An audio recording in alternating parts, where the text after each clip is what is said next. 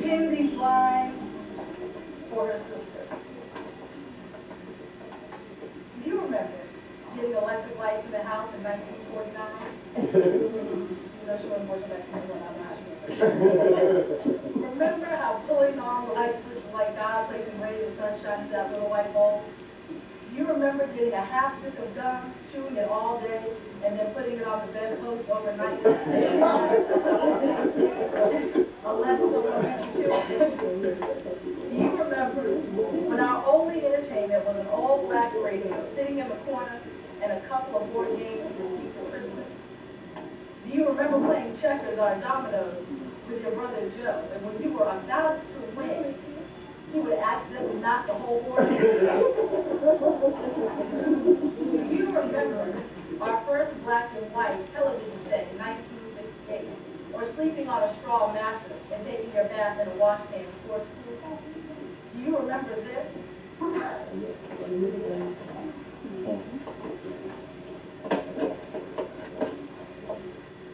I need y'all help.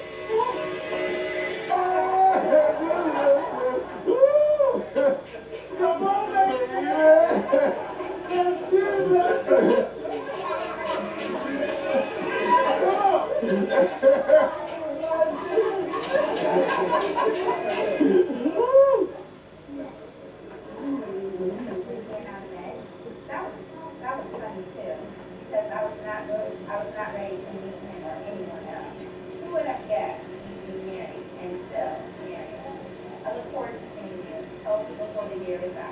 Our friendship is not remembered. It's quiet pleasures and happy memories. Some things make us apart, but our friendship keeps us together. Peace, love, on your birthday, remember things always.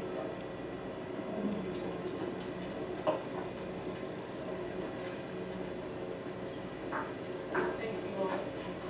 Now, this next lady is not only your cousin, but also your friend. And now she will sing a song for you, Miss Celine Hayes. You didn't know she was going to sing a song.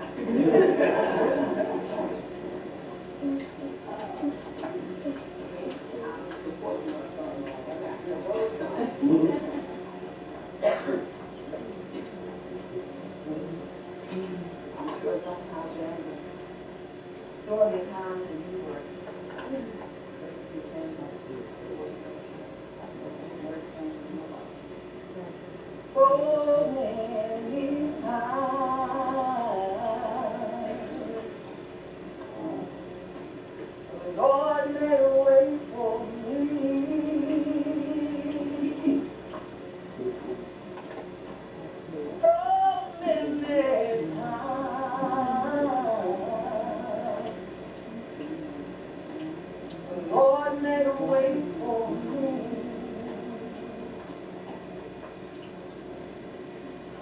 Now he picked me up. Oh, yes, he did. Turn me around. He placed my feet. Life is pretty good. That's my motto. On a solid ground. If somebody died, that's supposed to be. So many times, the Lord made a way for me.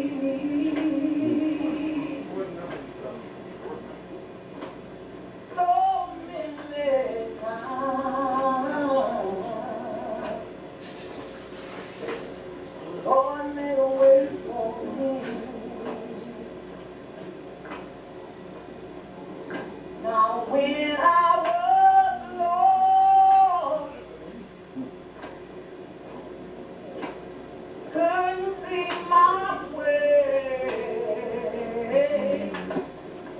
he stepped right in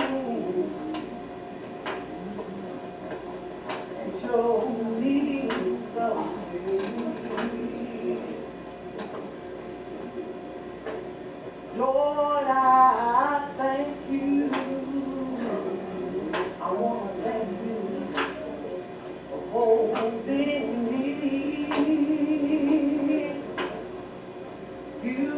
been so good,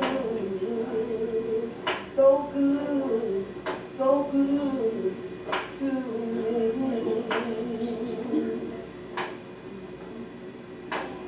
So many times, Lord made a way for me.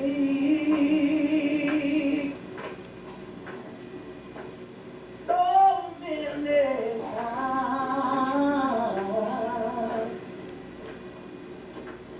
Lord made a way for me. Yeah.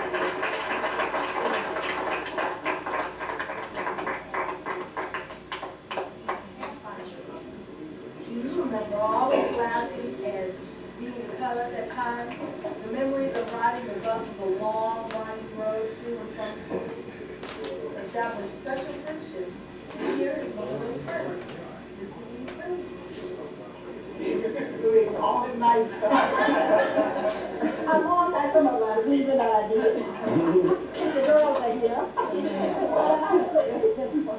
But I've known Miss Fanny for years, probably the early 60s, I'm sure, maybe 59 or 60. And even though Patricia and I graduated together, Lottie was a friend as well. And sometimes a nuisance, but we loved it anyway. Lottie, when they were in high school, Laura, your mother used to be, Sue, young lady wrote there, they would wear that coat all day long. I don't mean a short coat, I mean a long coat. And Patricia and I, we were the little blue collar blazers, you know, every Friday, we wear a black skirt and a red top or something, we had not here to wear it. We tried to be cool, you know, here comes Lottie too, long coat. We don't know why she continued to wear that coat. Maybe the Henry Law told us from home without it. He kept it on. But Lottie, she's always been a friend. Patricia and I, you know, they've always been friends. And Lottie included because she's almost my age. I'm 61. But Lottie has been special, and y'all got a special mother. And she's been good to talk to her, and always been a friend. Someone who can talk to her, and Lottie was sweet. When she had her birthday, I talked to Lottie for hours. Even though we were big buddies, we could always, you know, we had something in common. And even when her own sister, we were going to actually talk about that old times and good times. And she was one of the best in my life. And I love her.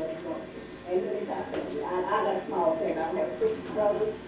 Grandmother Jones, father Jones, all. But they are, she's always been there with me. And his family. And all of them.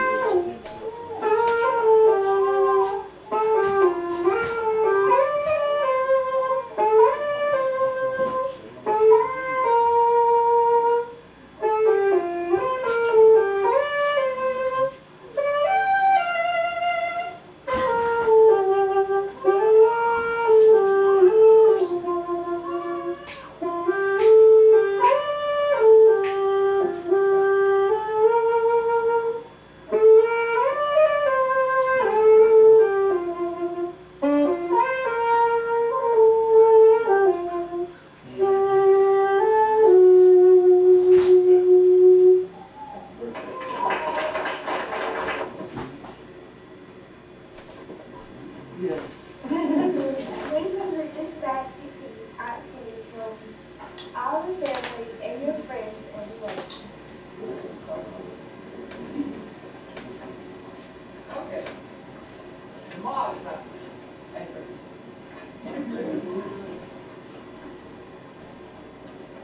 This is a little bit uncomfortable for me, because I truly was surprised. Can I make it, Tim? I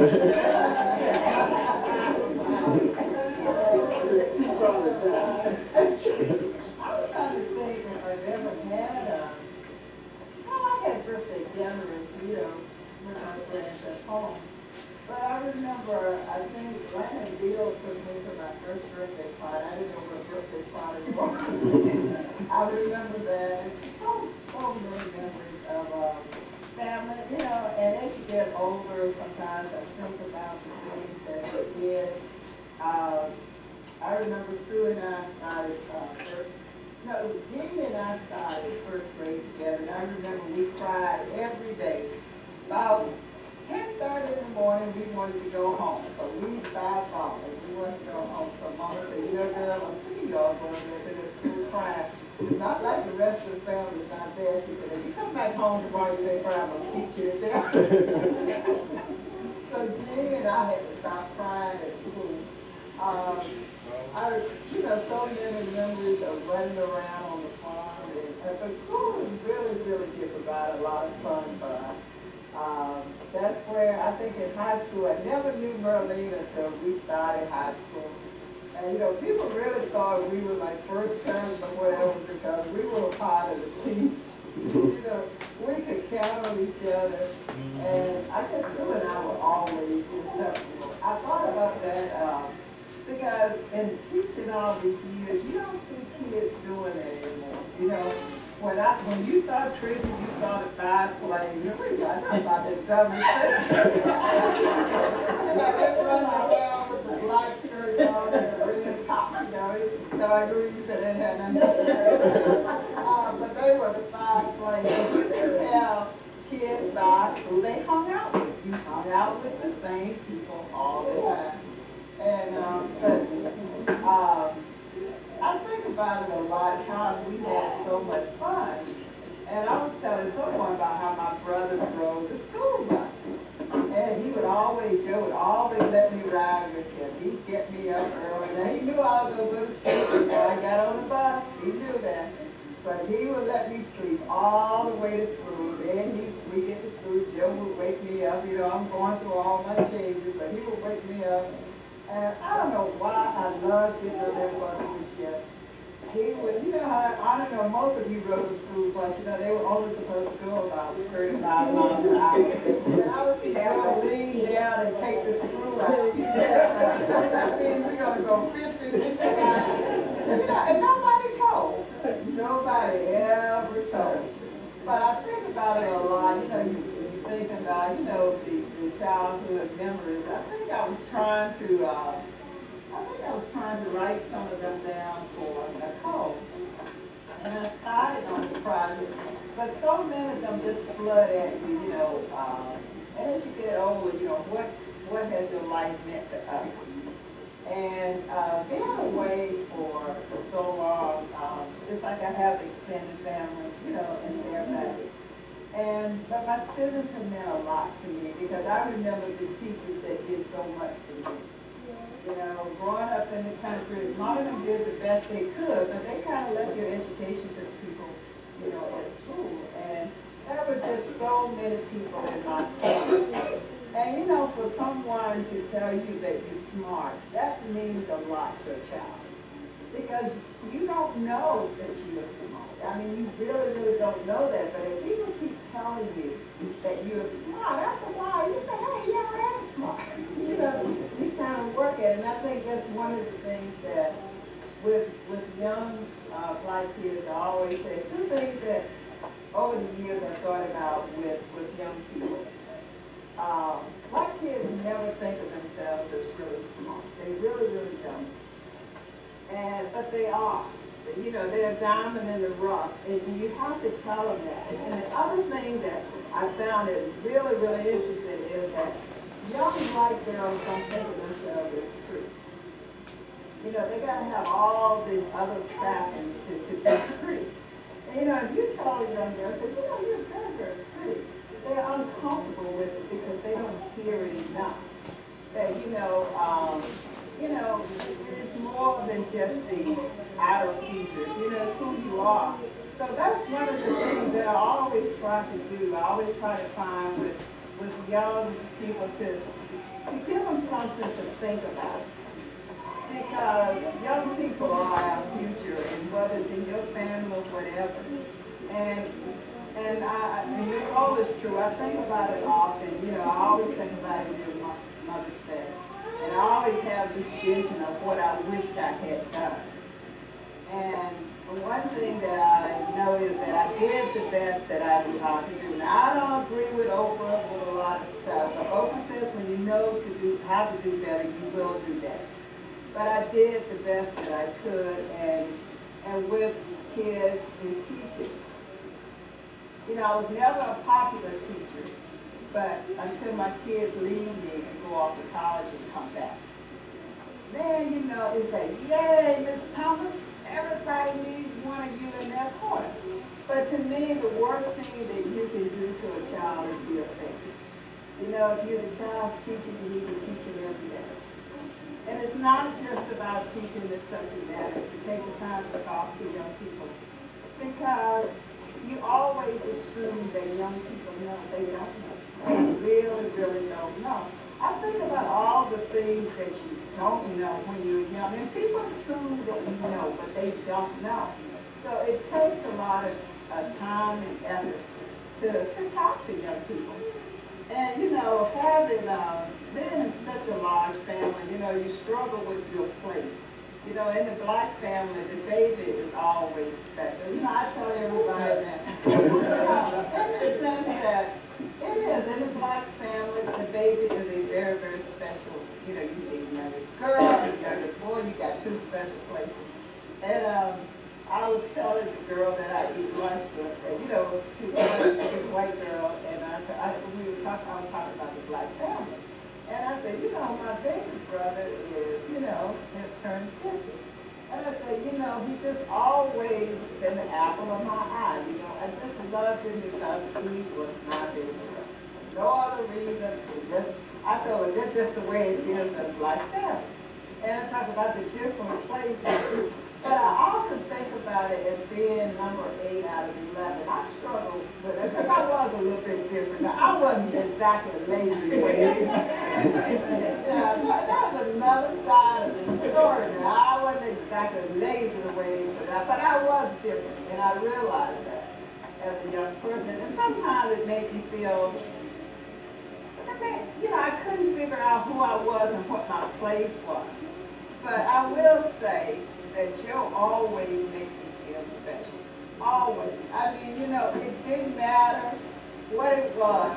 I figured that, you know, Joe was the one that helped me. He said I have to, but that really wasn't true. But he always helped me feel special. And that time we spent together on the bus, even though I slept through both times, it was very special time that he would always wake me up to take me with him. And I don't know why he did, but he always did. And you know, Joe did have a habit. Mama used to say to us, you know, don't do this with Joe, because you know, you're not here, you don't play with Joe, somebody's going to get hurt. And so the story I was remembering the other day, we were jumping planes, and now I knew better than Joe in that plane control, because it was getting me a child, but Teresa was a little rich. Jeff said, come on.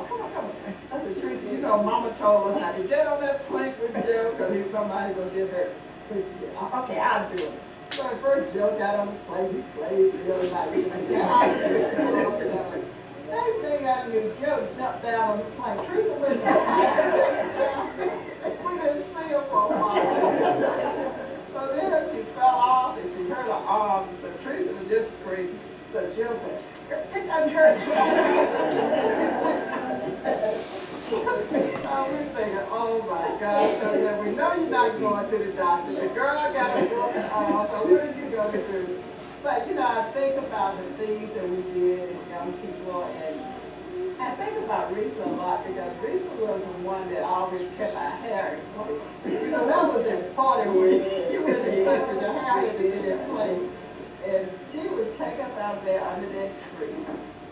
And girl, could she brush your hair, put some short temper curl. And we walked around all day. And it brings back some pleasant memories. You know, we didn't have very much, but we had each other. And Joe used to like to dance. And Mooka really was a better dancer than I was. But Joe could sling me around better because I was lighter.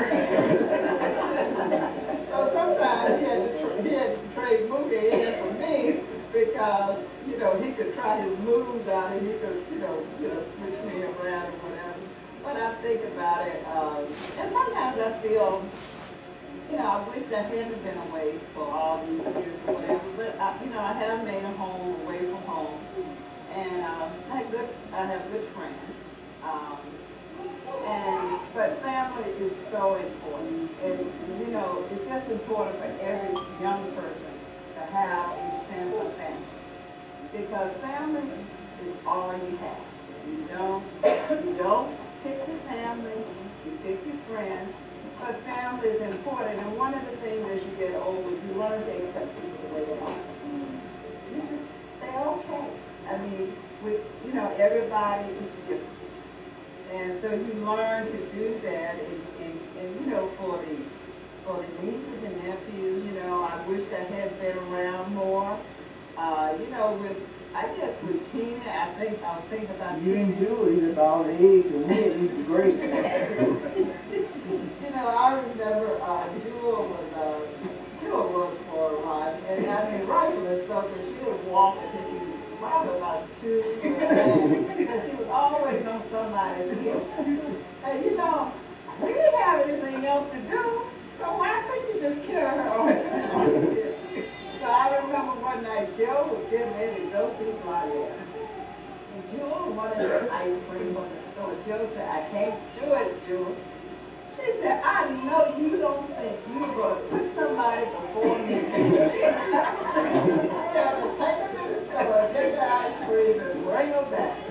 And so, you know, that was just so, and when I was in college, I used to go, I was stopping girls in the Didi. And Didi would go there out to the country. What Didi didn't know, once you go to college, you ain't have nobody to tell you when to get up. You sleep late.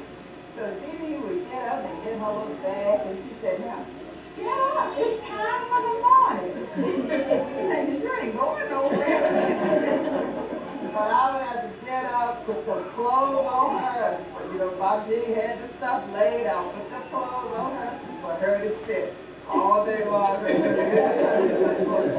But I do think I am just totally surprised. I mean, I can't begin to tell you all the thoughts I had about it. All I can think about is, how can you have a mother that don't break her? Everybody in the building being a mother. You know that happens in North Carolina.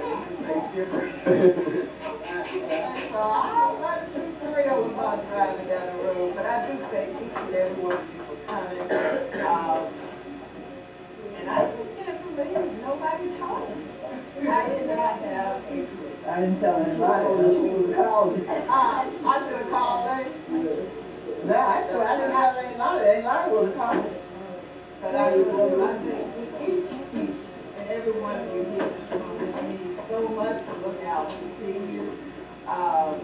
And just to know that you thought enough that you stop by and just take the time to share my birthday. And it means so much. And just another memory that I will put in place. And Louis, when I come back to North Carolina, then you and I can sit on the porch. You can tell me what a nuisance I was. But Frank, you didn't think this, did you? You didn't think I was nuisance. I was cool. It was Louis that had the problem with me. You ain't Minnesota. What's wrong with you? You some bar coats on? They didn't like her. It was like they didn't have anything going on. They just wanted us to think you guys so much. Hey,